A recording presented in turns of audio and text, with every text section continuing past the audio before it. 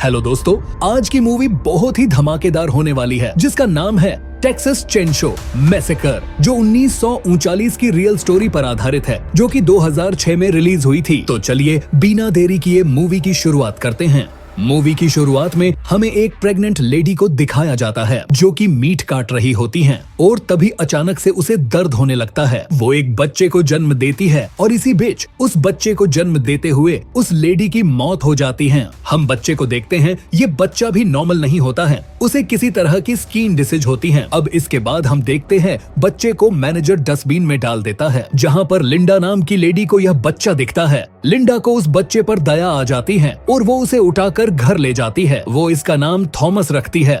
मैं आपको बता दूं कि थॉमस को एक स्किन डिसीज होती है और इसे देखकर सभी बच्चे चिढ़ाने लगते थे, जिसकी वजह से वो अपने फेस को आधा ढककर रखता था। अब हमें 30 साल बाद का समय दिखाया जाता है और टाउन में किसी तरह की बीमारी फैली हुई है जिस वजह से लोग टाउन छोड़कर जा रहे हैं और जहां थॉमस काम करता है वो फैक्ट्री भी बंद होने वाली है। लेकिन थॉमस अभी भी यहां काम कर रहा होता है। यहां का जो मैनेजर होता है वो इसे बाहर निकलने के लिए बोलता है। तो दोस्तों, यहां हम पहली बार लेदर फेस को देखते हैं। गाइज, आपको बता दूं कि थॉमस का नाम लेदर फेस होता है क्योंकि वो हमेशा अपने फेस पर एक अजीब मार्क्स लगाई रखता है। अब मैनेजर के बोलने पर वो यहाँ से चला जाता है, लेकिन थोड़ी देर बाद वापस आता है और मैनेजर यहाँ उसकी काफी बेइज्जती करना चालू कर देता है। वो उसकी फैमिली को और उसके बारे में काफी भला बुरा कहता है कि तुम और तुम्हारी फैमिली बहुत बड़ी बेवकूफ हैं जो अभी भी इस शहर में रुकी हुई हैं। ये सारी बातें सुनकर थॉमस काफी ज्यादा गुस्से में आ जाता है और मैनेजर को एक हथौड़े से मारता है,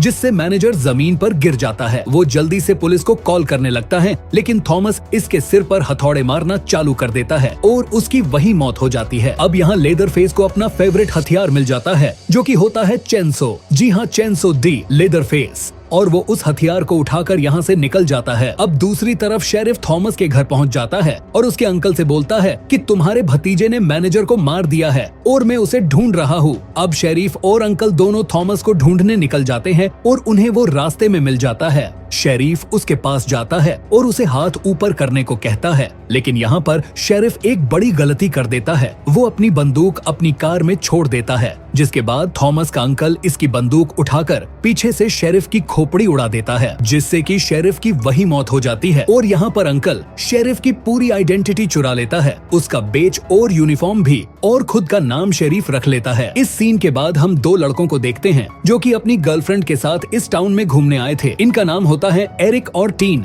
और इनकी जो गर्लफ्रेंड होती हैं उनका नाम होता है क्रेसी और बैली। अब ये चारों लोग एक गेस्ट हाउस पर रुकते हैं थोड़ी देर आराम करने के लिए, और इन्हें यहाँ एक बाइकर का ग्रुप भी मिलता है जो इन्हें बड़ी अजीब नजरों से देख रहे थे। ये लोग इनको इग्नोर करके आगे निकल जाते हैं और रास्ते में हमें पता चलता है कि एरिक और टीन वियतनाम के वार में जाने वाले हैं, लेकिन टीन वहाँ नहीं जाना चाहता, इसलिए दोनों के बीच बहस होने लगती है। और इसी बीच जो लेडी बाइकर होती है वो इनका पीछा करने लगती है और बंदूक दिखाकर इनकी कार रोकने के लिए बोलती है। अब एरिक भी बहुत ही गुस्से में आ जाता है और अपनी बंदूक निकालकर चलाने लगता है, लेकिन दोस्तों यहाँ पर कार काफी ज्यादा स्पीड में थी, जिसकी वजह से कार एक गाय से टकरा जाती है, जिसे कार के परखच्चे उड़ जाते हैं और सभी लोग बहुत ही ज्यादा जख्मी हो जाते हैं। अब वो लेडी बाइकर इनके पास आती है और इनसे अपना कीमती सामान निकालने को कहती है। इसी बीच यहाँ पर नकली शरीफ भी आ जाता है। वो आते ही सबसे पहले बाइकर को गोली से उड़ा देता है और यह देखकर सभी लोग बहुत ही डर जाते हैं। अब शेरिफ इन तीनों को कार में बिठाकर यहाँ से ले जाने लगता है और यहाँ पर हम क्रेसी को देखते हैं जो कि बचकर खेत में छुपी हुई थी। शेरिफ रास्ते में मोंटी नाम के बंदे को कॉल करता है जो कि इन्हीं का साथी होता है। अब क्रेसी अपने साथी को बचाने के लिए कार में पड़ी बंदूक लेने जाती है, लेकिन मोंटी उस बंदूक को उठा लेता है और उस गाड़ी को टो करके ले जाने लगता है, लेकिन क्रेसी भी उस गाड़ी में फंस जाती है। अब शेरिफ इन तीनों को लेकर अपने घर पहुंच जाता है और थॉमस को बुलाता है। यहाँ पर जब ये लोग थॉमस को देखते हैं तो काफी ज्यादा डर जाते हैं। वो एक हट्टा कट्टा इंसान होता है और वो उस बाइकर को उठाकर घर में ले जाता है। अब इन लोगों को पता चल चुका था कि ये लोग एक बड़ी मुसीबत में फंस चुके हैं। अब क्रेसी भी यहाँ पहुँच चुकी थी और वो टाउन की तरफ मदद मांगने जाती है, जिसके बाद शेरिफ टीन के फेस पर प्लास्टिक बांधकर उसे तड़पाने लगता है। इसके बाद वो इसे 10 पुशअप लगाने के लिए बोलता है वो बोलता है कि अगर उसने 10 पुशअप लगा लिए तो वो इसे आजाद कर देगा। और यहाँ पर दोस्तों हम देखते हैं कि वो पुशअप लगा रहा था, लेकिन पीछे से शेरिफ उसे डंडों से मार रहा था। तो बड़ी मुश्किल के बाद टीन 10 पुशअप लगा लेता है, लेकिन वो फिर भी उसे मारता रहता है और मार मार के उसे बेहोश कर देता है। इसके बाद हम देखते हैं क्रेसी उस बाइकर के साथी के पास आकर उसे सारी बात बताने लगती है, तो वो भी उसके साथ चलने के लिए तैयार हो जाता है। इसके बाद हम देखते हैं कि एरिक आजाद हो चुका है और वो टीन को एक सेफ जगह छुपा देता है। अब वो बैली को बचाने जाता है, जहाँ पर बैली को इन लोगों ने टेबल के नीचे बांध कर रखा था और उसके ऊपर ये बैठकर बड़े आराम से चाय पी रहे थे। यहाँ पर एक लेडी भी होती है, ये इतनी मोटी होती है दोस्तों, जिसे देखकर आप हैरान हो जाओगे। अब वो यहाँ आकर बैली को बचा लेता है और उसे ट्रक की चाबी देता है और उस मोटी औरत को दरवाजे में फंसा देता है ताकि बाहर से कोई अंदर न आ सके। अब बैली यहाँ से ट्रक लेकर भागने लगती है, लेकिन यहाँ पर थॉमस आ जाता है और वो एक हुक से बैली को ट्रक से खींचकर बाहर निकाल देता है और उसे खींचकर घर में ले जाता है। अब इधर एरिक और टीन भी भागना चालू कर देते हैं, लेकिन अगले ही पल इनके पीछे शेरिफ आ जाता है और इसी बीच टीन का पैर एक ट्रैप में फंस जाता है और शेरिफ एरिक को भी मारकर बेहोश कर देता है। और जब एरिक की आंख खुलती है तब वो देखता है कि थॉमस उसे काटने की तैयारी कर रहा है। यहाँ पर हम उस लेडी बाइकर की बॉडी भी देखते हैं जिसे बहुत ही बुरी तरह काट कर लटकाया था। अब क्रेसी और वो बाइकर भी यहाँ पहुँच चुके थे और टीन उन्हें बाहर ही मिल जाता है। टीन उन्हें बताता है कि एरिक और बैली घर में हैं, जिसके बाद वो खिड़की से कूदकर उस घर में जाते हैं और यहाँ पर बाइकर अंदर घुसते ही सबसे पहले मोंटी के पैर में गोली मारता है और उसे अपने पार्टनर के बारे में पूछता है। यहाँ पर शेरीफ भी आ जाता है और वो शेरीफ के ऊपर बंदूक तान कर उससे पूछता है, मेरी पार्टनर कहाँ है? शेरीफ चिल्लाकर थॉमस को बुलाता है और थॉमस आते ही उस बाइकर का हाथ काट देता है और इसके बाद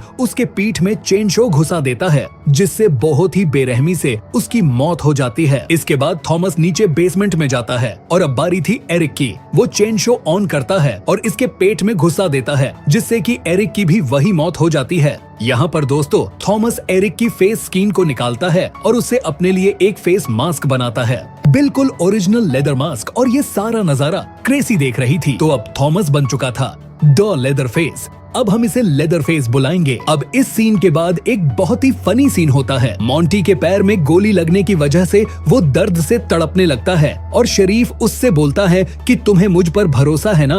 वो लेदर फेस को बुलाता है और इसकी सर्जरी करने को बोलता है। अब लेदर फेस कैसी सर्जरी करता है ये तो आपको पता चल गया होगा दोस्तों। अब लेदर फेस उसके एक पैर को काट देता है। तभी शरीफ बोलता है कि इसके दूसरे पैर में भी इन्फेक्शन हो सकता है और शरीफ के बोलते ही लेदर फेस उसका दूसरा पैर भी उड़ा देता है। और इधर क्रेसी बैली को ढूंढ लेती हैं और वो उसके पास पहुंच जाती हैं उसकी मदद करने के लिए। लेकिन तभी यहाँ पर शेरिफ आ जाता है और उसे भी पकड़ लेता है। अब यहाँ पर दोस्तों यह लोग किसी की बॉडी को खा रहे थे और बैली को भी इन लोगों ने यहाँ बांध रखा था। इसके बाद लेदरफेस यहाँ आता है और बैली का गला काट कर उसे मार देता है और क्रेसी को भी वो उठाकर बेसमेंट में ले जाने लगता है। लेकिन तभी क्रेसी एक स्क्रू ड्राइवर उसके पीठ पर मारकर वहाँ से भागना चालू कर देती है। उसके पीछे पीछे लेदरफेस भी भागता है। इसी बीच टीन की भी आंख खुल जाती है और वो बैली को अपने सामने मरा हुआ देखता है और वो बहुत ही ज्यादा गुस्से में होता है। तो सबसे पहले वो शेरिफ को हथौड़े से मारता है और उसका सर जमीन में पटक पटक कर उसे बेहोश कर देता है। इसी बीच उसे क्रेसी की आवाज सुनाई देती है और वो उसकी मदद के लिए भाग कर जाता है। हम देखते हैं कि क्रेसी लेदरफेस से बचने के लिए एक फैक्ट्री में छुप जाती है और वहाँ लेदरफेस उससे मारने ही वाला होता है, लेकिन तभी टीन उसे बचा लेता है। लेकिन दोस्तों यहाँ टीन को अपनी जान गंवानी पड़ती है। लेदरफेस उसकी पीठ में चेनसो घुसा देता है जिससे उसकी वही मौत हो जाती है। और ये देखकर क्रेसी बहुत ही ज्यादा डर जाती है और भागते हुए एक कार में बैठ जाती है। वो कार को चालू करके वहाँ से भागना चालू कर देती है। आगे चलने पर उसे असली शेरिफ की कार दिखती है तो वो बहुत ही ज्यादा खुश होने लगती है कि उसकी जान बच जाएगी। लेकिन इसी बीच हमें लेदरफेस दिखता है जो कि उसी कार में छिपा हुआ था। वो अपना चेनसो चालू करके उसकी पीठ में घुसा देता है जिससे कार का बैलेंस बिगड़ जाता है और वो असली शरीफ को टक्कर मारकर पलट जाते हैं और इसी टक्कर में शरीफ की भी मौत हो जाती है। जिसके बाद लेदरफेस सभी को मारने के बाद अपनी चेन शो लेकर घर लौटने भटकने लगता है और हमें पीछे से एक वॉइस ओवर सुनाई देता है कि 1969 से लेके 1973 तक हैविट फैमिली ने करीब 33 लोगों को जान से मारा था और यहाँ पर मूवी को फर्स्ट पार्ट भी खत्म हो जाता है। तो वेल गाइस, आपको ये मूवी कैसी लगी नीचे कमेंट करके जरूर बताना।